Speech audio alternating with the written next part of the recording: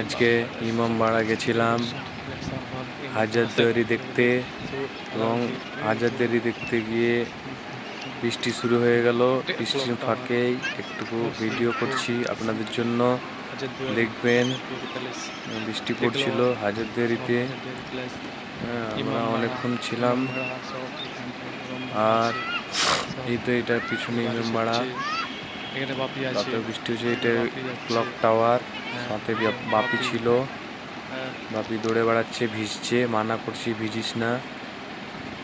এটা হচ্ছে ইমামবাড়া। কোন 6-7 বছর আগে খোলা দেখতে পেয়েছি, তারপর আর কোনো সময় দেখতে পাই না। আর এটা হচ্ছে ক্লক টাওয়ার হাজারদুয়ারির। এখন লোকজন সব আবার বাইরে বার হয়েছে।